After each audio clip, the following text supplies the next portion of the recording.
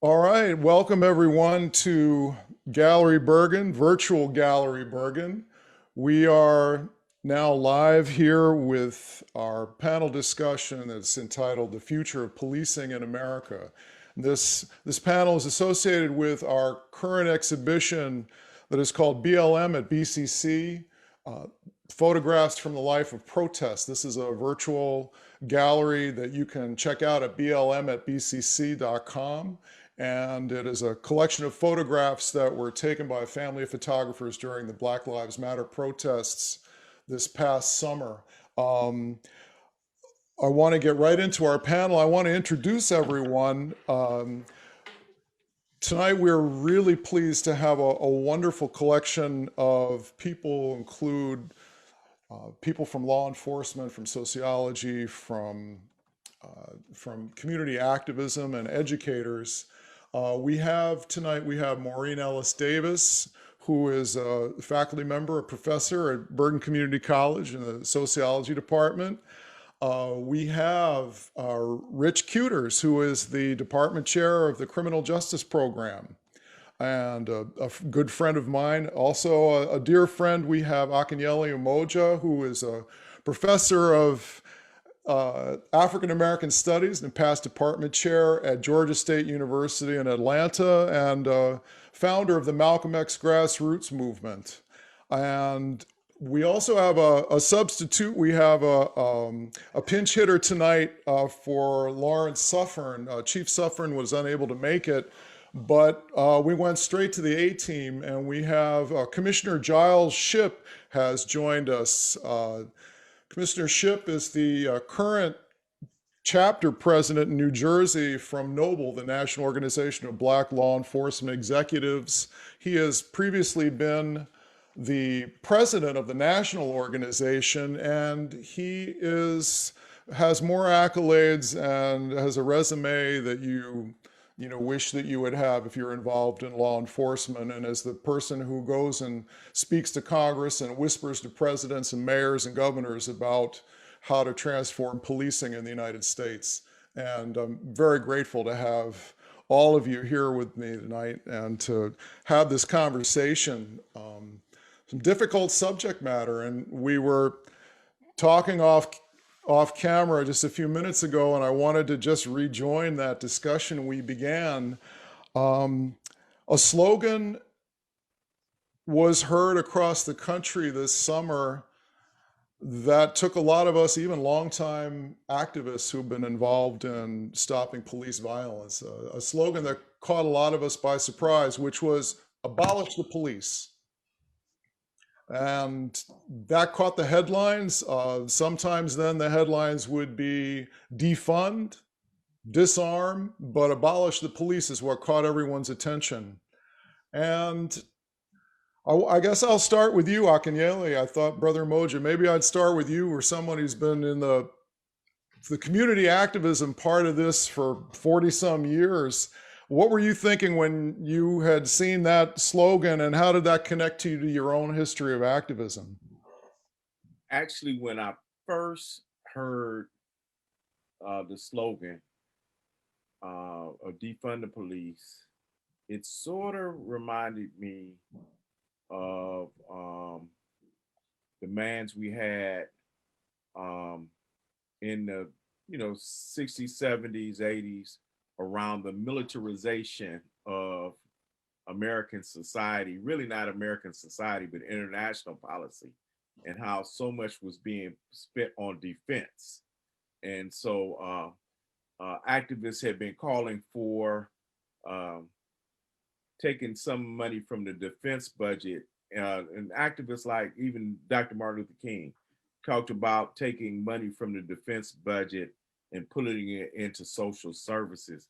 So I connected to two things there. It was sort of, we had never thought about it around, or I had never thought about it, let me say that, relative to policing. But you began to hear the slogan really this summer as a part of the Black Lives Matter movement. And so it caught me as something new. It caught me as something, particularly when I heard so many young activists put it forward. One of the things that kind of confused me is I grew up in Compton, California. And then when I watched the television show, someone said, well, Compton is an example of defunding the police. And I said, nah, that's, I don't know, Brother Ship, if you were familiar with Compton Police Department, but they got rid of Compton Police and the LA County Sheriff Police took over. Yes. Some of the same problems existed before, maybe worse. My mother still lives in Compton, and she tells me sometimes that she has to, if she makes a call for something routine, then she might have to pay money like she's paying a private security. So I don't know if that's an example. Now here in your state, in Camden, New Jersey, there was a different approach and model. And some of you might be more familiar with that than I am. But I do want to take the younger generation of activists serious. I do want to hear their suggestions. I know that monies have been taken, funds have been taken from social services, programs we have with youth in the community, programs dealing with parks and recreation, of course, programs that serve the homeless. But then, as we mentioned before, and I don't want to talk too long because I want to hear what the other guests have to say about this, but we have to begin to talk about, in broader terms, what this really means, how it relates to other aspects of society, and not just isolated to the police, because I think if we just focus on police, then we won't really be solving any problems overall in terms of how do we make our community safer. That's what the reality is how do we make our community safer, number one, and number two, how do we stop this historic pattern, particularly in Black and brown communities, of our communities maybe being over-policed, of excessive violence or racial profiling, these type of questions coming up.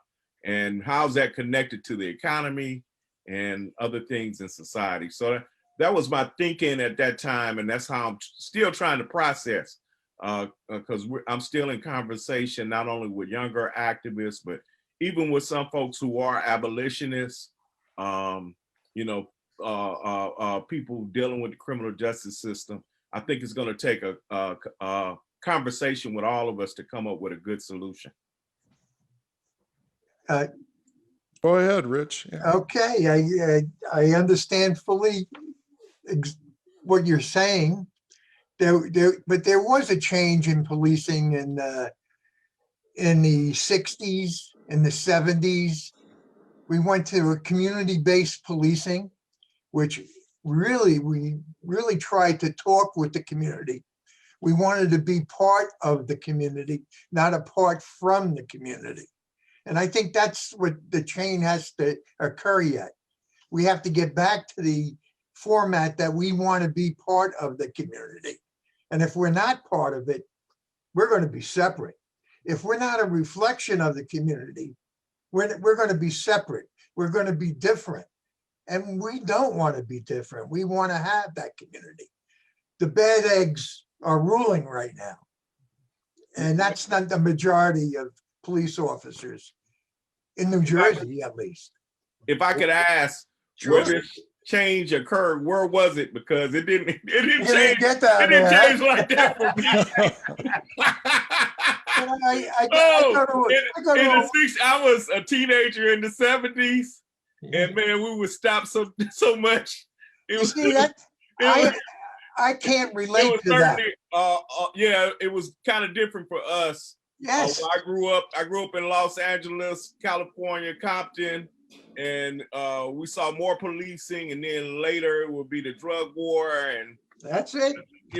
But in my community, I was in high school when the Crips and the Bloods began. Okay. And so, and I've never been gang affiliated. But then going to college, I went to UCLA as a freshman. And when I ventured out of the hood, if you will, I was stopped. And then even in the hood, oftentimes because of being profiled in the age of gang members, I was oftentimes stopped by police, and my information was documented and put into a database. So Yes. depending on where you were, we might not have had the same experience in terms of policing. I think I grew up in a nice white privileged town, white privilege. The only minority were the Jewish people. I'm from Jersey City. I came back out from the city, and I didn't know black people until I got into the service. Gotcha. Yeah, that's true of so many white people in the United States. I think that the military and the penitentiary is basically where you're going to meet black folks if you're, if you're white in the United States. If that's true for so many of us. I wanted to ask Commissioner Shipp. We were talking before about the difference between reforming and transforming. Yes. Policing and law enforcement. I was hoping you would follow up on that, because I think you were saying some important things. Yeah, absolutely. And also, if I could just quickly touch on what Dr. Umoja has said, and also what Richard had said as well, with respect to the first question I believe that was asked around defunding the police. And when I hear different cries from the community, and what we tend to forget, and we have to do a better job at remembering that, because a lot of the policing that we do now is based on the Pallian principles, and especially up this way. But one thing that we tend to forget with the Pallian principles is that the community are the police, and the police are the community. All right, that's a significant part of what we do. And our number one responsibility as law enforcement officers are to ensure people of their constitutional rights. So our number one job is to protect people's constitutional rights. And then in addition to that, also too, what we have to realize is that we consent at the pleasure of the people. We police at the consent of the people. And that's a focus that I don't know if we drive home enough on that, about that in the academy, in the training, because we really have to be cognizant of that. So when I hear people say defund the police, what I hear is a voice of frustration, saying that I don't feel that I'm being served properly, and I don't feel that justice is being meted out fairly. So that's the first thing that I hear. So when you hear that, you have to, now you got to peel the onion. Okay, now what's behind all of that? And to go to what Richard was saying also, we had some successes with community policing, because but some departments were not necessarily doing community policing. Having a cookout with the community is not community policing. It could be a part of community policing, yes. But community policing is a department-wide philosophy. Okay, and it starts from the top, and that leader of that organization has to be committed to that. But what has happened throughout the time, and quite frankly, we know that works. All right, there's empirical data. This is not Jiles Shipp's opinion. There's empirical data to show that when community policing is being done in its proper way, all right, crime rates go down and community police partnerships go up. This is DOJ stats that I'm talking about. It's not something I'm making up. So, but when you get people who are doing a facsimile thereof, community policing, now you're going to get those type of results that Dr. Umoja was talking about.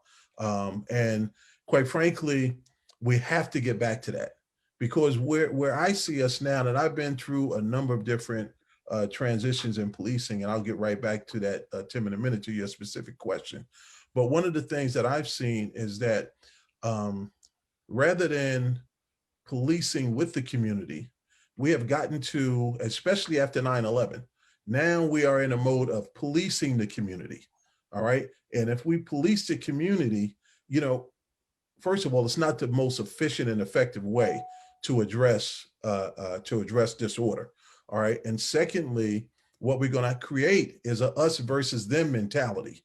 And if we have a us versus them mentality, it's going to make it very difficult for law enforcement leaders to effectively and efficiently do their jobs. We all have to sit down at the same table. Community's not going anywhere. Police are not going anywhere. Police need to have more diversity in there. They need to have a better diversity of thought. And I'm not just talking about pigmentation. I'm talking about you need more people at the table who are culturally competent and have the psychology of the people who live in that community that you are going to police with. So, we have to, in turn, get back to a collaborative model. Okay. And what I've seen, and I've worked for 6 different attorney generals.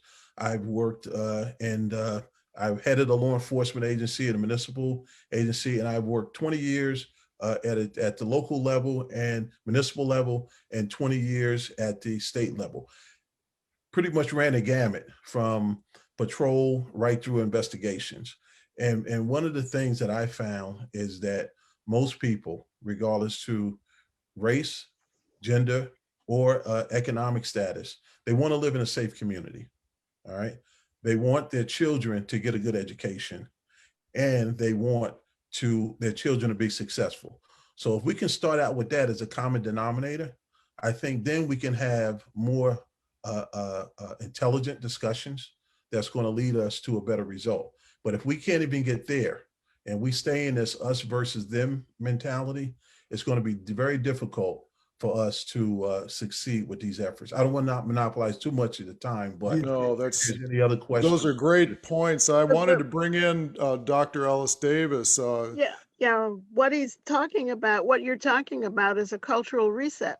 Yes. You have to reset people's ideas about what policing is all about. Mhm. And you have to, and that has to come from the inside out, because, when I teach deviance, I and socialization, we talk about the fact that you can't get enough police or military or any numbers of enforcement people to maintain the peace. People have to police themselves. Correct.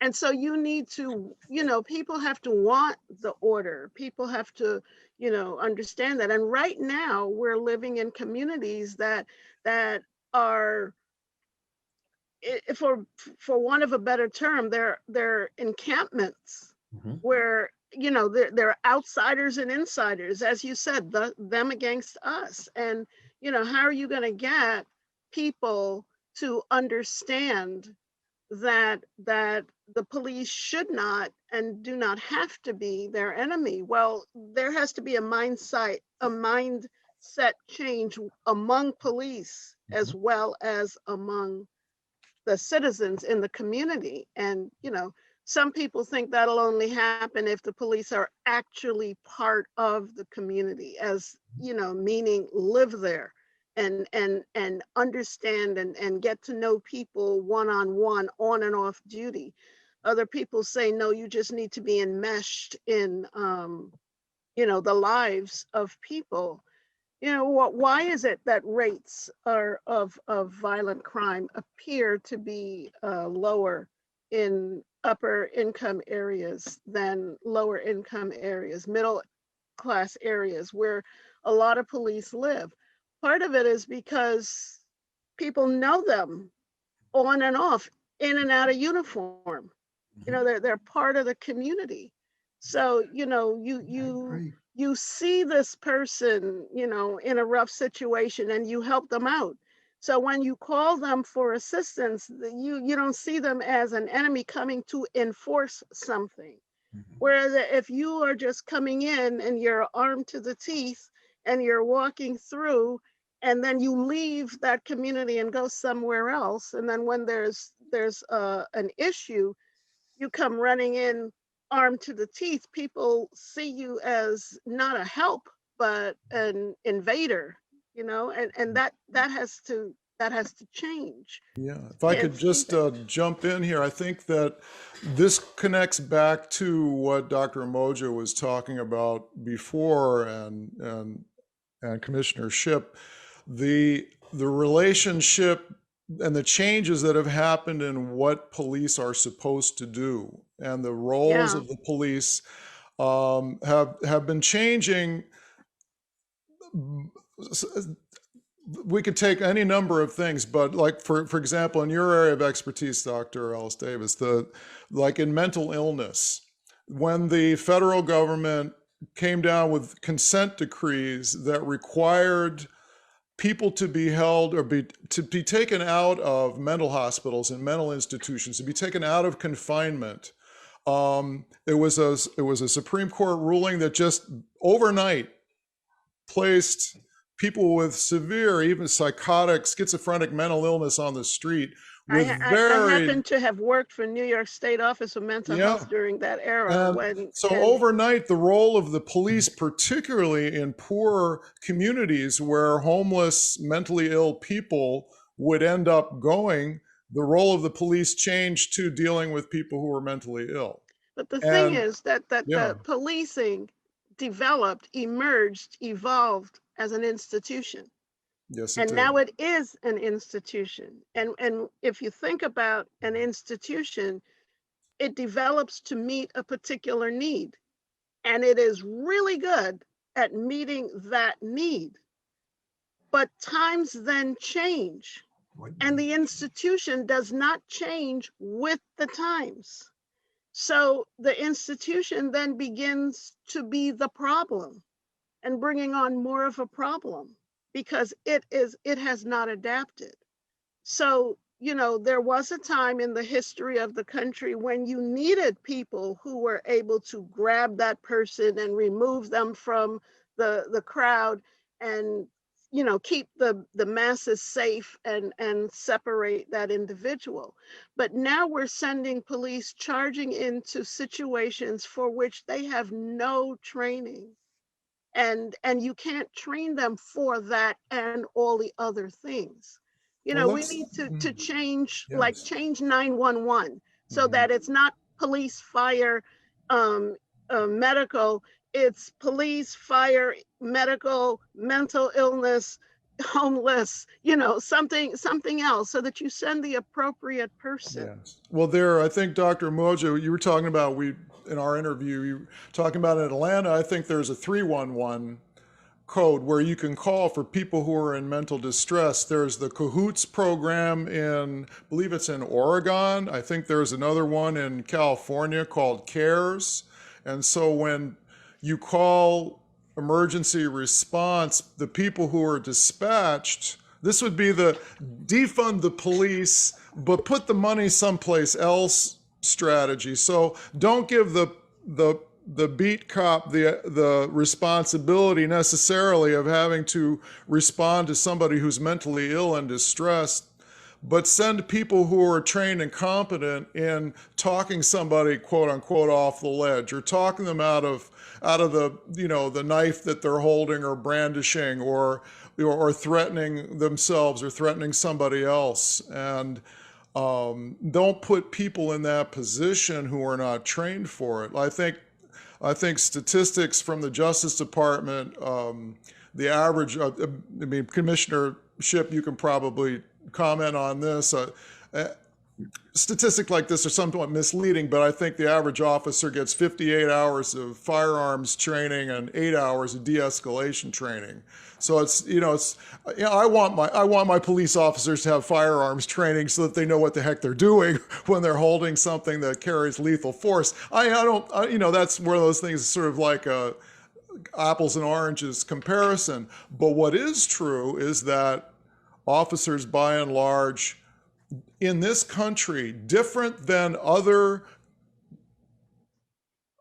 developed countries that don't have the percentage of killings by police officers, they go in with an attitude of de-escalation as opposed to that being an afterthought. Instead of guns drawn, the idea is, what is the least violent, the most humanitarian way we can resolve this question? And that then, the linchpin and why this is difficult, you have to ask the question, well, why is this not done in the United States. Why is the United States such a special case? I just want to put it out to the panel. I think racism is a big part of it. So I'll drop that in the middle of the discussion, but I think that there is a particularity to the intersection of race and racism and structural white supremacy that has predicated this attitude of an assumption of a hostile encounter in urban city policing, where most of the violence tends to happen. But I'm just going to drop that out there and see what you all think. Yeah, well, that's, I'm sorry, I don't know if you. No, go ahead, Commissioner, go ahead. Yeah, no, that's a part of it. Exactly. See, in order to really, there are a lot of variables. This is almost like trying to fix a plane while it's flying. Yes, yes. See, very good. And analogy. going back to 1607, okay, you're going back to now where we had slave patrols. You have to understand too the image on certain communities as it relates to police and who was always on the front line trying to deprive those individuals of their constitutional rights. So we go back to 1617, but to move fast forward, if we go up to 1863, when the Emancipation Proclamation was signed, right after that, I know the federal government didn't do enough to ensure those rights. It was on the books, but right after that came the black codes, okay, which was another way that and then in turn, they began to make up laws, quite frankly, just make up laws. Like walking beside a railroad track for a farmer was against the law. So then those people would be incarcerated, and then they created this industrialized prison complex where they rented those people out to folks. And then if you move fast forward, and this could be a 3-hour course, but if you move fast forward, you go to the 60s or the 50s, the 40s and the 50s, we could talk about Plessy versus Ferguson. We could talk about the 15th Amendment. We could talk about how those things, every time it seemed like it was one step forward, it would be 2 steps back, and when you had people like Bull Connors, you had people like Sheriff Jim Clark, you had people like Cecil Price, was in Philadelphia, Mississippi, Bull Connors out Birmingham or Birmingham, as it's more commonly known of Alabama, and you had also Selma. So you got to realize, you have to put that in context. Now, I said all that to say this. It didn't stop there, but we only have a limited amount of time. But I said all that to say that one of the things that Chief Ramsey did, he's considered one of the icons in law enforcement, one of the law enforcement leaders. He was the commissioner of Philadelphia. He spent significant time as superintendent of Chicago, and was also with, wasn't superintendent there, but he started his career in Chicago and was also the chief in Metro DC. What he has required now for anyone who comes through the Philadelphia Police Academy, they have to take a trip that's sponsored by the city. They take their academy class down to the African American Museum, and they give them a tour through that museum to help them understand. We're all a sum total of our life experiences. So if we only see certain people in a negative light, then that's going to sink into our subconscious, and then we're going to respond in such. And so, when you take a person's, everybody should be treated with dignity and respect. And when that dignity is stripped from them, then they have nothing else to lose, so we really, that's what, when we talk about transformation, that's why I don't even like the word police reform, because what are we reforming?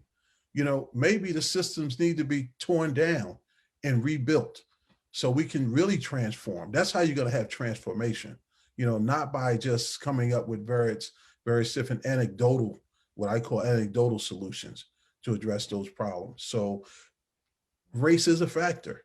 And as this country, we have to face up to that. It's not a misnomer.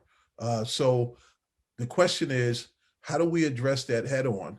Okay, how do we still make sure that people get the services they deserve from their police departments? And I think, if we can send a person to Mars, we can figure this out. Oh, yes. Good job. I, Good job. Maybe not. If we had the will, Different people working on if we that had the will to. project. I would like Go ahead, Dr. Umoja, go ahead. I would like to build on what Brother Yes. Chip just said.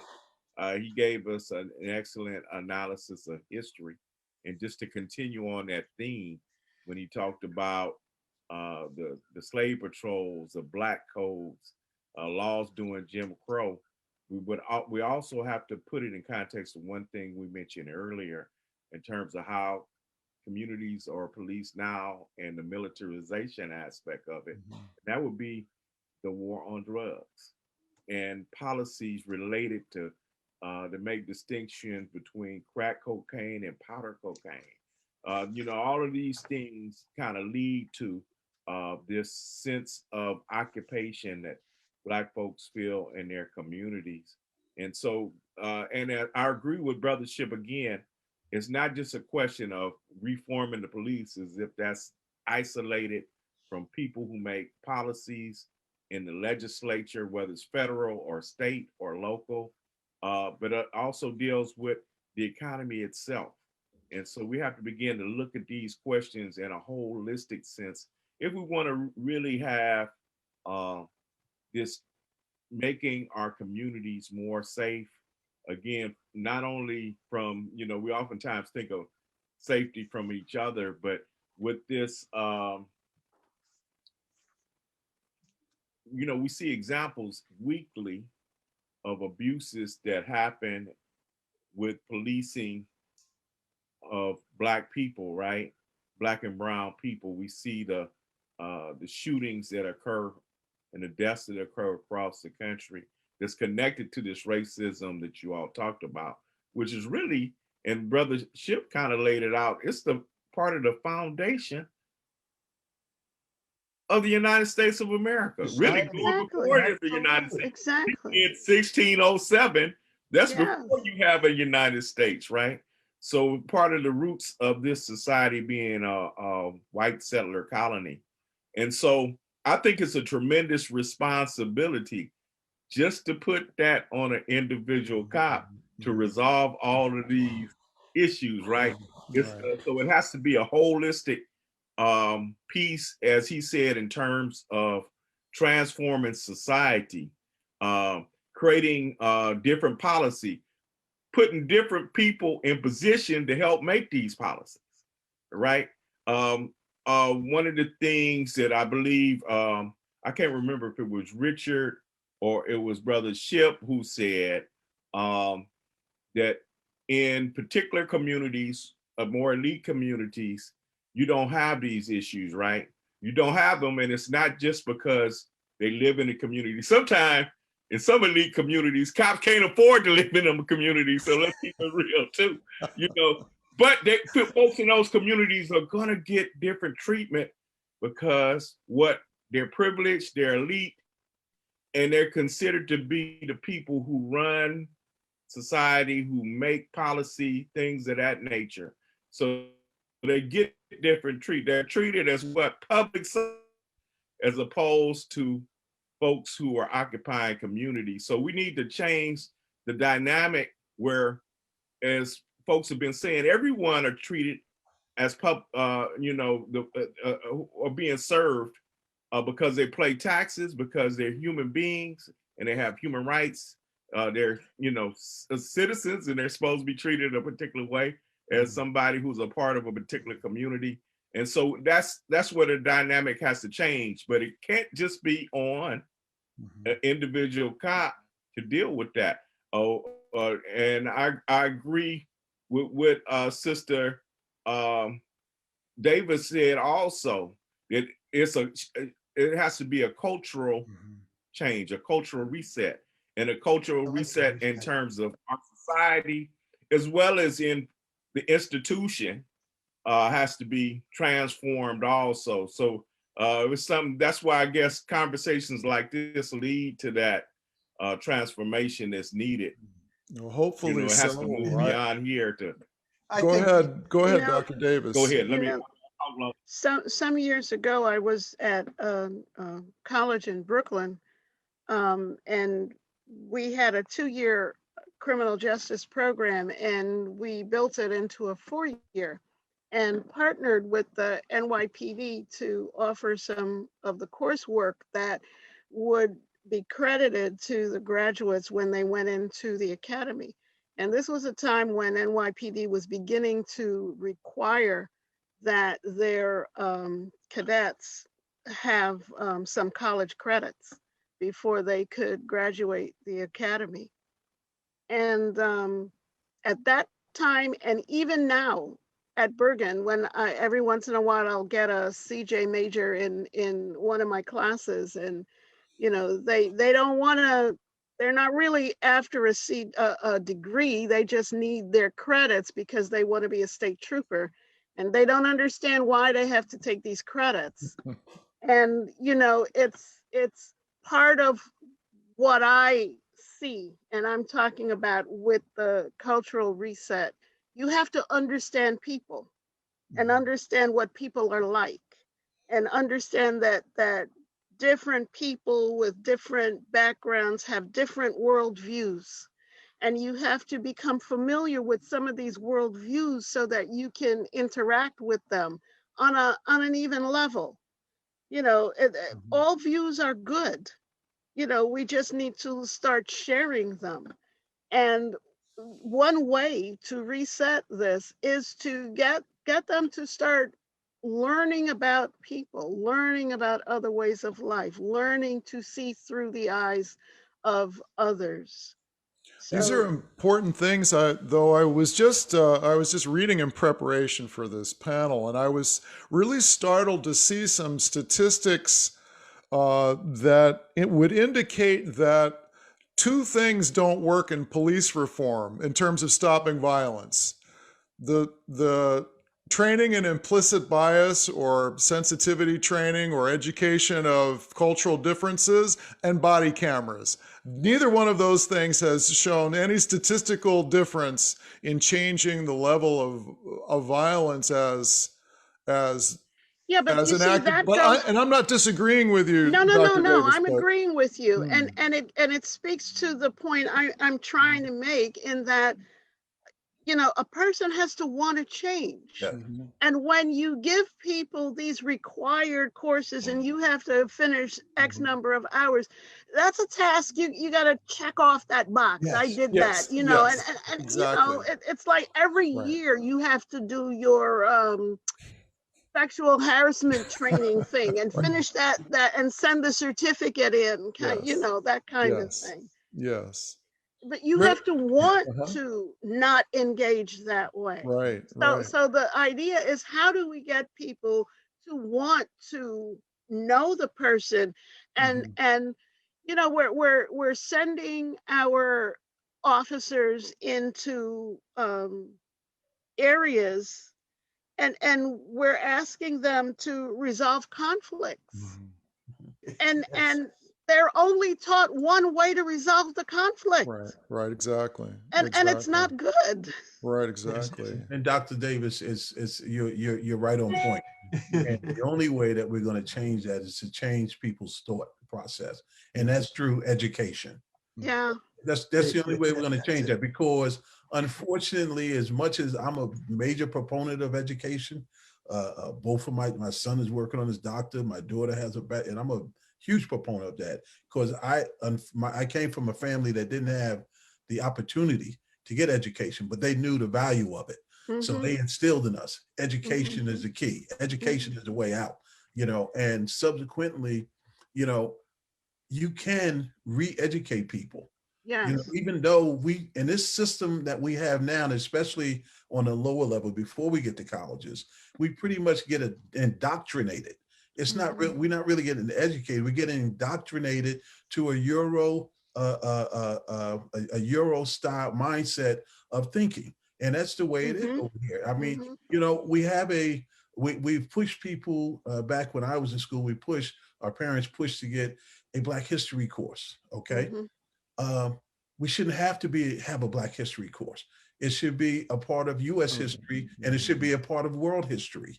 All right. Mm-hmm. And Black history didn't start in 1600s. when the slave ships came over here.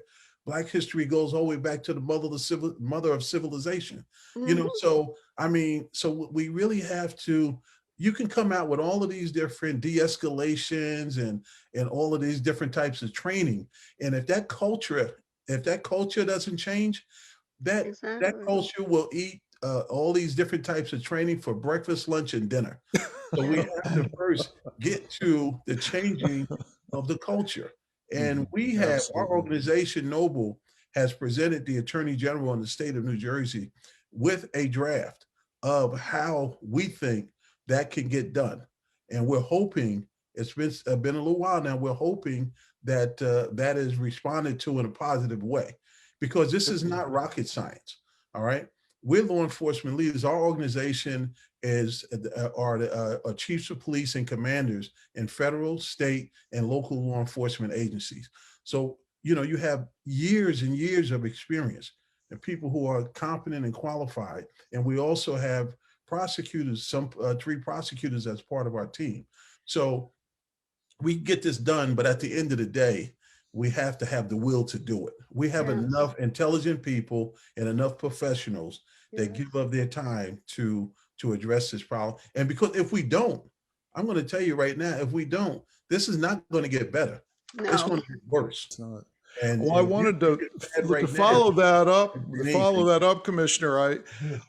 The institutions of policing and have been notoriously resistant to reform and change. And, you know, Dr. Umoja can speak to many years of trying to institute things like community review boards, which I don't know that there are really any examples in the country that have been able to create any significant either changes within the police or changes in the perception of the police by the community.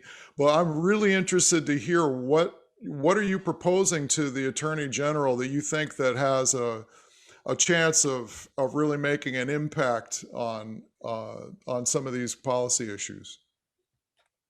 Well, we have to actually, as we propose, we have to go right back to the academy, to the next training. Matter of fact, before you even get into the academy, recruiting, we have to select the right people. You know, we test for we test for memorization. Okay, because so many people go and get the different types of preparation for the test. Those people who have a little more wealth, and you come in and you memorize, and they teach you for the test. But what we're not looking at is characteristics that, in my opinion, and I've had a lot of police officers work for me, like empathy for others, okay? Characteristics like that, your emotional intelligence, all right, which is also, some people refer to it as interpersonal skills. 85% of the problems that I arrived at, and I was with the 5th largest municipality in the state of New Jersey, and of those 17 years that I worked in the patrol, various different patrol functions, most of the time, people call us to resolve problems, all right? And only 15, I would say, % of the time was I actually making an arrest.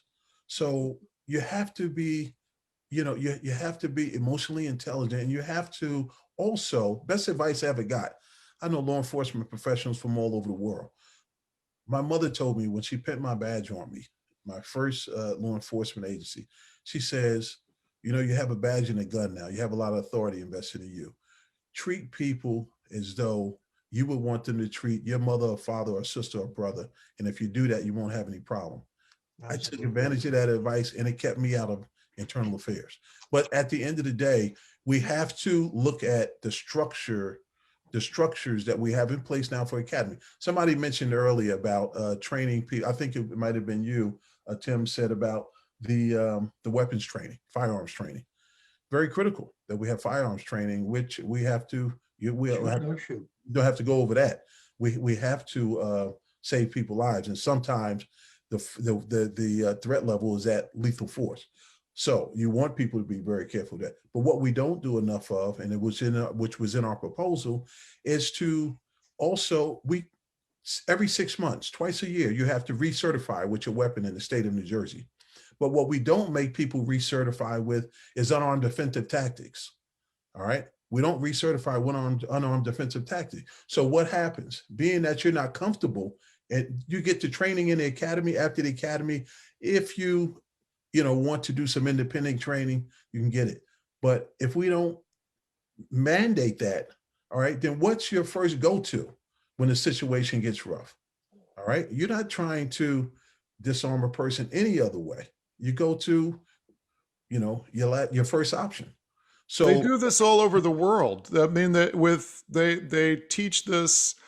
There's really one of the really striking things to study international policing is that in societies that are predominantly homogeneous, like if you look at Korea, Japan, the Scandinavian countries, where there's not a large immigrant community, where there's not an internal colony, or where there are not, long-standing issues of racism, you find policing almost naturally gravitates towards those kind of violence as a last resort. Talk it down. Friends of mine just came back from Korea, really short anecdotal story where guys on the street, crazy drunk, violent, swinging around, swinging his fists. He was having an argument with his wife. The police arrive. He starts assaulting the police officer with his fists. I mean, he's pounding on this guy. The officer's just sort of holding him back and saying, "Oh no, sir, really, please calm down. You want to just, please, you don't want to do that. You don't want to hit me." I mean, the guy's like landing punches, and the officers just kept him away, kept him down. They managed to talk him down. And my friend, who was American, was like standing in the background. He's thinking, this guy's going to get his ass kicked. He's getting punched down. He's getting beat to the street. He's going to be handcuffed if he doesn't get shot. I mean, he's like, my guy was like really scared something horrible was going to happen. The officers just sort of kept him at arm's length and just sort of got him cooled off and cooled down. They called him a cab and they sent him home. And it was like, it was the kind of thing that you could not imagine happening almost in most communities, except maybe really wealthy communities in the United States. But that sense of like, maybe there's a way that we can do this without shooting the guy in the chest, So. You can do some things. Let me give you a quick example. And many of you may have seen the videos in Rochester with the young 9-year-old girl who was thrown down to the ground in the snow, in the street, handcuffed, and then subsequently maced. Okay. First of all, she hadn't committed any crime. All right. Secondly, you're talking about a 9-year-old, an adolescent. Okay. You're talking about a child who's having going through some type of emotional breakdown, tantrum, or whatever you want to call it. All right. With her mother. All right. How does that go from there to arresting this young kid and spraying them with mace? And I would surmise that one is that when you look when you look at people like they're less than or like they're other, okay, you respond in that kind of way. Because I can tell you right now, if it was a suburban upper class community, that situation would have been treated differently. You know what that young lady needed in all of my years of experience, and I've came upon situations like that before. You know what she needed? That baby needed a hug. Okay. And if that would have happened, you would have seen that situation come under better control. So, so that's what I say when I say we need to select the right kind of people. And we also need to have a system in place that's going to, one, train people how to deal with those types of situations. First thing you do when you get into any type of domestic issue, you separate the two parties. I don't know why they allowed them to continuously go at each other. You separate the two parties and try to find out what the issue is. And then lastly, what you have to do too, when people make those kind of errors, okay, in law enforcement, the punishment has to be certain and it has to be swift. And that's how you got to hold people to a level of accountability. And, I don't. And in that situation, she wasn't an adolescent yet. She was a child, Yes. 9 years old. Yes. And the situation came up because her mother was fighting with her father and she thought her father was killed or injured. And she wanted assurance that he was okay. And that's what she kept asking. I want to see my father. and they wouldn't let her. That's why it spiraled up. 9 years old. I agree with everything you said. Really, yes. Uh, Rich, I wanted to, Well, I tell you, yeah, I go can't get a ahead. word in edgewise, No, but please they're go all on ahead. topic. Everybody's on topic. Yeah. I agree. It's about the recruiting of officers, the education. The problem, one of the problems I see is the taxation. Who's going to pay for the training of officers when you have a tight budget? One of the smallest budgets they have is in a police department. It's mostly salaries. So they really have a little bit to invest in the training of a police officer. That has to change. How does that change? By our representatives. We have to elect the right people to make that change. So I think a lot of us have to look at who's going to represent the police for the community. Who are we going to send in there to get our feelings done? And we have to send a message in. With Chief Suffering, we're working on a grant. We put it in, we didn't get it, for a community officer.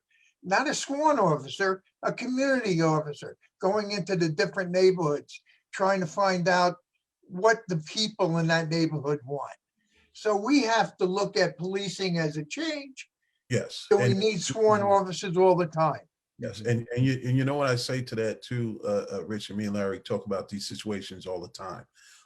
What we need to do, we need to invest more on the front end, because we're going to pay one way or the other. Oh, And most times when you pay on the back end, not only do you pay 3 times as much, but you also now have traumatized somebody for the rest of their lives, and they have to live with that trauma, and it can manifest itself in so many other ways that create other issues and other problems that we're going to have to pour more money onto. So why don't we invest on the front end?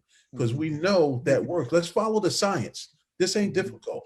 So we invest that money on the front end. And then when we have a person and we have people, and what you were alluding to was a collaborative process. Okay.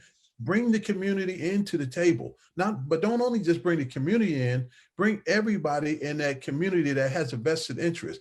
Bring corporations in, like North. Bring in Panasonic. Okay, Panasonic has a vested interest here. Prudential, they have a vested interest, and they have resources that they can also bring to the table. And when you get those people in, you bring government officials in. You know, these people have different resources that they can bring, so it wouldn't be such a strain on one individual. But until we look at this as a collaborative process, we're going to be like a cat chasing its tail. Absolutely. Yeah, go ahead, Brother Umoja. What were you going to say? Like Rich was saying, who's going to pay? But you're paying anyway in wrongful death suits. You're paying for misconduct. Here in Atlanta, I think you all saw in the summer, a Morehouse student, a Spelman student in college were tased. Their car windows were smashed. They were, tear gas. So there's a lawsuit behind that now. and that's where the front end comes in. Right. So you're going to pay at that back end. You're gonna pay. They're paying anyway. So I think in terms of trying to invest in reorienting people, but again, I would go back that it has to be a broader transformation. I do agree with what Commissioner Shipp said about bringing other people to the table, but most importantly, and who's historically been left out, are grassroots Black folks. They have to be brought to the table, and their voices and interests have to be considered when we're creating the policies, as well as when we're creating the type of training that's necessary. Because part of the problem has been their interests has not been served. So when we talk about serving the public, they're generally dismissed. And You're so right. we have to make sure that those folks are represented at the table. Would this include like the broken windows policies and the kind of there are certain legislative policies that come from town councils, city councils, that then are communicated down to the police departments. I know it happened in New York City, and then you end up putting officers in a position of making arrests for things, again, that you would never arrest people for in an upper class or upper middle class white community. And then we're like shocked to find out the United States has the highest rate of incarceration in the world. We've got 2 million people in prison, most of whom are there for nonviolent crimes, most of whom are there for crimes against property or petty drug crimes. But then you're putting a police force to try and contain an underground economy that could be addressed through other means. And dollar for dollar, again, where do you want to make your investment? Do you want to make your investment in the community with meaningful jobs, with meaningful employment, or do you want to create police forces and militarize them to the extent that they're needed in order to supervise a potential rebellious population? That's basically the proposition then. Yeah, One of the things I saw, along with some of the things Commissioner Shipp has suggested, in Jackson, Mississippi, they created an institution about 12 years ago called the People's Assembly. It first started in a ward, but now it's citywide. And so, for instance, on some issues of criminal justice, they had officers, they had some elders from the community, they had people who were ex-offenders sitting down together and coming up with policy in terms of policy related to policing. So that's bringing in a variety of elements to discuss it and to look at it and trying to create a more holistic policy. But again, as you mentioned, Tim, we got to again have to think about it. What's the economic roots of certain things that create an underground economy? How does this relate to even family stability in certain communities, and what might drive somebody to participate in crime, as well as what things are treated as public health issues in terms of narcotics and addiction to drugs, or is it treated as a criminal offense? Again, this is when we're talking about policy. Who sets the policy? Whose interest does it serve? And how can we actually help heal people? Because I think some of this has to be, we have to think about healing folks in our community as well. That's right. And that's how all the institutions tie together. Right.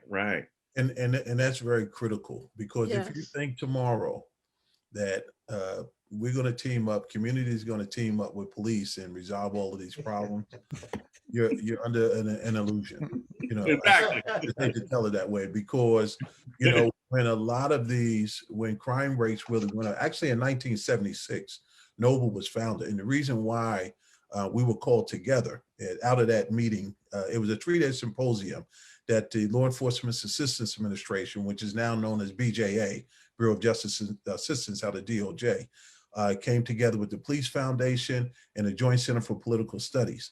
And they called us down, they called at that time 60 chiefs and deputy chiefs and some academia down to Washington, D.C. For a 3-day symposium. They said, look, guys, we're at wit's end. We don't know what to do. This is DOJ. So we figured we'd bring in the practitioners and maybe you all will come up with some ideas. And they did. And then they supported them and funded those solutions when they went back. And one of them was community policing. And it had a profound impact on reducing the rate of crime in those respective cities. But also at that time, other challenges that were going on was like the manufacturing was that most of the urban centers were the hubs for manufacturing. So when the manufacturing left and went offshore, nobody refilled that, okay? That left a void. Mm-hmm. So what happens when a void is there is fertile ground for underground economies. Because people are going to eat. If they have to steal, rob, or cheat, and it don't race and ethnicity, it doesn't matter. If people are going to have to eat, they're going to steal, rob, and if necessary, kill so they can eat. That's just a human phenomenon. And at the end of the day, and if we look at this very clearly, it's not surprising to me why the jails are as filled as they are today. We were at maybe 200, 300,000. Now we're at 2.3 million. people incarcerated in jail. And I would venture to say that probably 75% of them probably don't even have to be in those institutions if we brought the right resources to the tables when, you know, things were dismantling. And quite frankly, I wanted to put this out there too. Now, do you know? And people in the community, I'm gonna tell you, in certain communities, they have a good relationship, okay, with their government entities. You know why? Because they demand it. All right. And then some other communities are not so demanding, and you're going to get what you get if you're not demanding. But right now, we were able to push it back, but they're actually proposing a law now that if you smoke menthol cigarettes, all right, if you're in cigarettes like any other addictive product, it's a health problem. It's a medical problem. All right. Don't throw that now into the criminal justice system. They want to criminalize people that smoke menthol cigarettes. You can smoke a Marlboro on this corner, but if you're on the next corner smoking a Newport, the person smoking a Newport will in turn be arrested, okay, or charged or fined, which to me is the most ridiculous concept, especially being that there's no health disparity between the two cigarettes. All right. If we're going to criminalize cigarettes, let's criminalize all cigarettes, because 88% of the people that smoke menthol cigarettes are from the African American community. So I said that to show you an example of what happens when we allow bad policy to go in place, and then we tell police, enforce this bad policy. You know, those are the results that we're going to get from that type of process. Exactly. Well, I know that in the summer, I love to have a nice cold beer, sit on my front steps and just have nice cold beer. Yet when I go into the inner cities, you have to have it in a bag, or you get harassed by the cops. Or if you live on my street. I'd have a beer with you, Jiles. That's for sure. We'll go to the back patio. Y'all don't leave me out. But I really do think that we got to look at youth empowerment. If I am a youth in a dysfunctional city, and I trying to work and be a good kid, a good boy, and I want to get a job, the only real jobs that you have are on a street corner. If you want to be an entrepreneur, and that starts their education. We have to cut it. We have to give them opportunity. There's a lot of things that we can do that will help. Yes. America. And not America. Yes, and let me just say this too. In the area of Atlanta now, the greater Atlanta area, you have more African American millionaires down there than you have anywhere else in the United States. And you know why? It's because the leadership at that time under Maynard Jackson said that if you come to do business in this town, you're going to make sure that a diverse group of people get an opportunity to get that business. And you know what they did with the results of that? They built beautiful homes. They have beautiful systems. Do they have crime issues? Sure. I mean, over time, you know, things change. And if you don't keep up and if you don't maintain, and if you leave gaps, you know, things are going to happen. But at the end of the day, my point is this, is that when you are, and I think, quite frankly, Newark and New Jersey may be on that road too. You know, Good leadership. it's unfortunate a consent decree had to come in, but a consent decree came in, and now those dictates or mandates from that consent decree is having an impact. But the only concern I have with consent decrees is that once the consent decree is lifted, what do we have in place? And how do we address that? I'll tell you how we address that, by having structural changes, as we talked about early on, in the system, and make sure that whatever is done at that time is just not put in place, that is transformative. And that's how we can have sustainable change. And like I said early on, I work for 6 different attorney generals. You can't have, and you know, initiatives go and come with various different, you know, people that come into different offices. It could be a chief of police, it can be a prosecutor, it could be attorney general. leaders of these organizations. The ones that I find that are more sustainable and the ones that have the longest staying power are those that are driven by the members of that community. The people in that community, Yes. they're not going anywhere. All right. They sustain the most change, not grants from the federal government, although that assistance is greatly needed and appreciated, not by various different politicians who take a position for a period of time or appointed people for the police department or the attorney general's office. The people that are going to sustain whatever initiative they're put in place are the grassroots, the people from there, and you better have them at the table when these decisions are being discussed. So if I'm still hearing you correctly, we agree that one of the ways to enhance policing is to get the community involved again. It won't be effective unless you do. And I agree with you It won't be totally. effective unless you do. And in some places, just a little to get them involved, period. Yeah. Again, in the community I grew up in, I never saw that. And I think there are several communities like that around the United States where it's historically been, and there's not a period of time where you have community policing, real community policing, or real involvement of the community.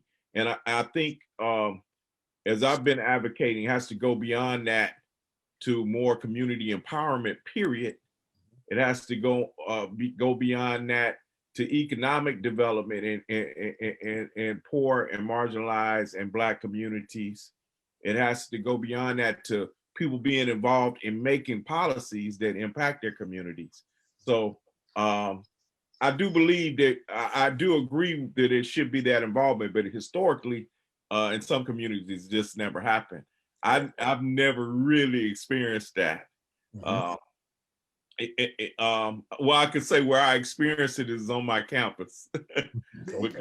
Because, on my campus, I've been able to meet with officers when there was an issue. We worked to resolve it to the satisfaction of both sides when it was a conflict, because conflicts do exist. But is there a way to resolve them where there's a just solution, where you can have a situation where things can be reconciled, where everybody has dignity and respect in the issue? That's the golden rule of conflict resolution. So I've experienced it there. I will say that, but a lot of communities I've lived, I can't say all the communities, I won't say that, but many of the communities I live, I've seen the existence of communities being treated as occupied entities. I've seen that too in my. So I think there's social class, race, all these things are dynamics. And so so the goal is what you said, but I just don't think it's getting back to that. It's getting it. Oh yeah. In many communities, we haven't had it. Well, we're working on what it. do you think the just one question maybe for anybody who has knowledge on this? There are certain things about some of the incidents of police violence that I think folks were responding to over the summer that were the violence and the result of people being killed. I'm thinking of Elijah McClain, the young African-American boy who was, I responded to that particularly because my son is on the autistic spectrum. And I can say, he has some episodes where he will act out, has been known to have tantrums and can be violent and a threat to himself and people around him for very short periods of time.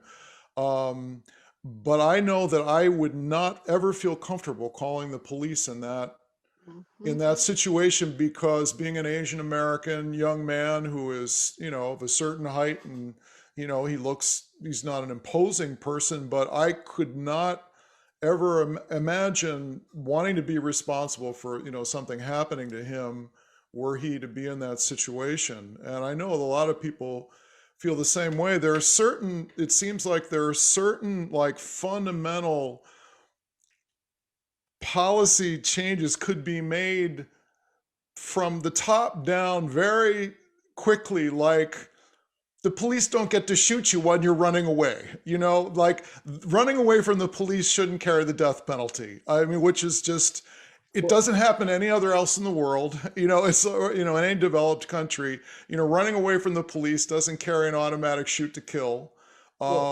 Shooting, you know, shooting mentally ill people as, you know, as like a, or, you know, there are certain principles I would think to determine the use of force of any kind, including, you know, in Japan, if they have to shoot, they shoot you in the limbs first rather than the chest. You know, it's just like, there's like certain sort of the commonsensical things that like would seem, why is that so difficult to implement? It just, And what's amazing uh-huh. is that when a lot of these things occur, a lot of these abuses and violations occur, they go to grand juries and they get acquitted. They never prosecute. Well, one Because, thing- yeah. One So- of the things that a police officer has to look at Mm-hmm. is his life going to be taken? Right. Is someone else's life going to be taken? Sure, And look at the violence, sure. the use of force. Absolutely. So they make that Absolutely. determination. But how Sure. does that go with Lethal force, you use lethal force when Right, lethal force is being used. right, exactly? That's it. right. That's It it. should be. It should be, right? It should Yeah, be. that's It it. seems That's like it. it seems like a whole lot of times it doesn't, But you know, it getting doesn't back turn to out the that mental way. health, Mm, and we look at it as a toolkit. What do we have? mhm, I did not like going on calls for mental illness, mhm, but in Bergen County and in New Jersey, we have psychiatric evaluators that come right to the scene mhm, and evaluate the individual. They have it in Passaic County. mhm. So rest assured, police officers are not going to respond to aid the parents, but they Mhm. won't do anything but bring in the psychiatric Mhm, evaluators. mhm. And they've been a great help for the last 30 years. of That's good to policing. know. Yeah. Yeah, yeah. Well, and that's all the reason why when you're recruiting people from into the law enforcement profession, you see a lot of the recruiting films now. They appear to me to be, some of them appear to me to be more aggressive than the recruiting films that I saw before I went into the Marine Corps. And I mean, you see people jumping out of helicopters and all of this stuff and all of that, and it may be a police function that, like when I was on the ERT, emergency response team, some of the things that we did. But you know, you really have to be very selective. It's a tough job. You know, everybody can't do this job, Mhm. and you need a special skill set, and you also need to be of have certain traits, personality traits that Mhm. you know that can be enhanced and Mhm. and can make you and that's across the board Mhm. with everyone. There's no certain particular group of people. We're all a member of the human race. Mhm. So That's it. you know we all have innate qualities that we can in turn bring to the profession that will make the profession better. But I know earlier you all someone was talking about the what we were really talking about is a standard, okay, when lethal force can be used. That's at the end of the day, all right, the standard.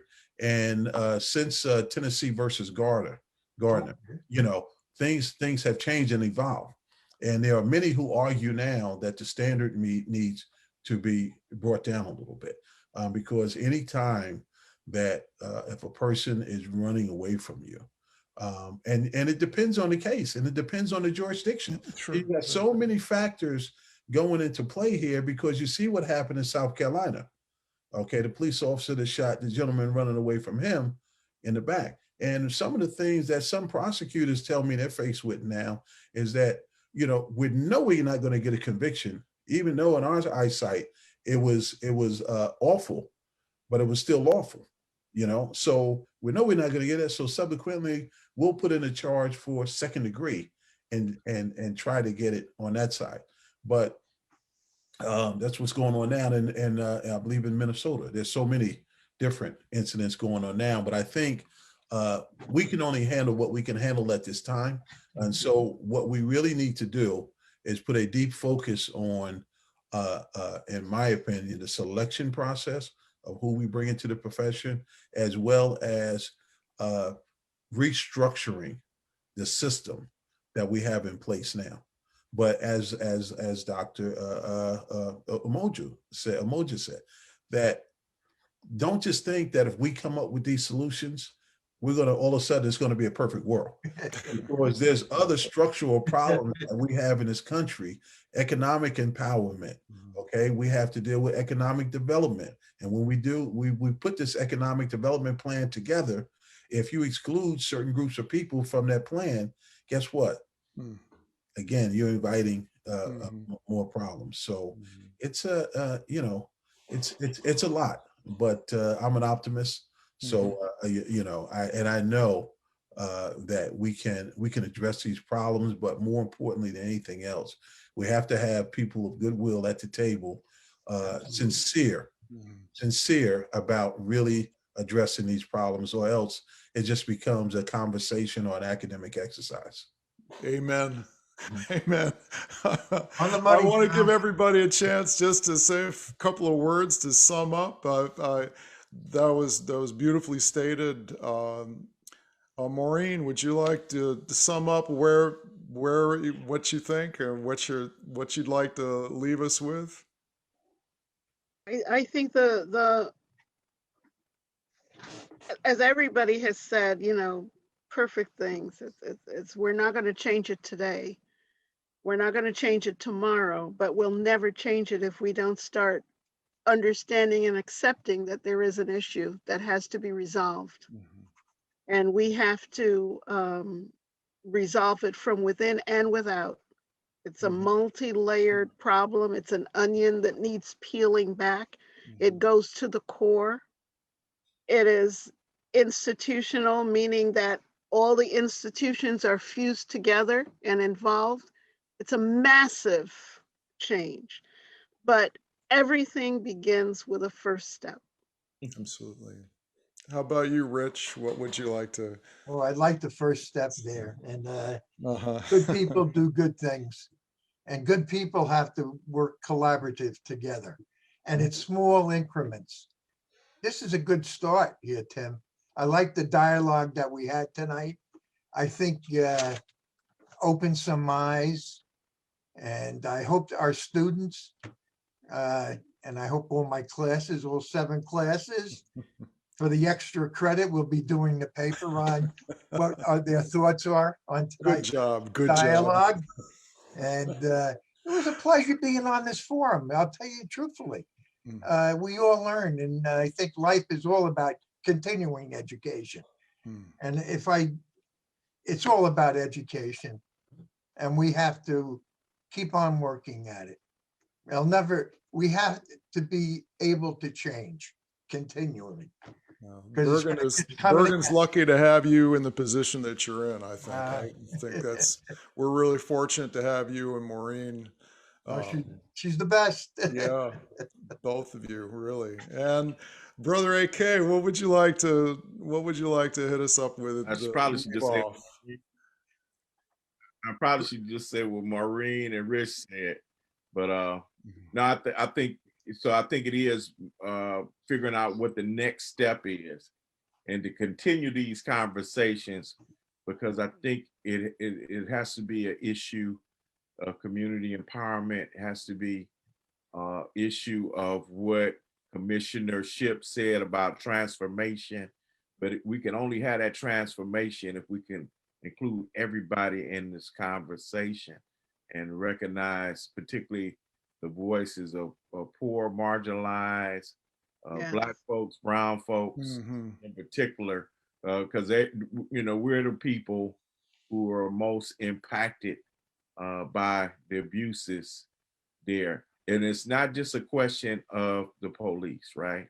It's a question of society, of how we relate to each other as human beings, as was said before. And it could be done. And I agree what Maureen said. We need to do a culture reset.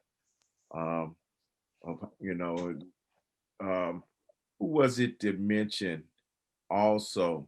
It's not a question, and I think it was Maureen also mentioned that even how we deal with folks, our neighbors,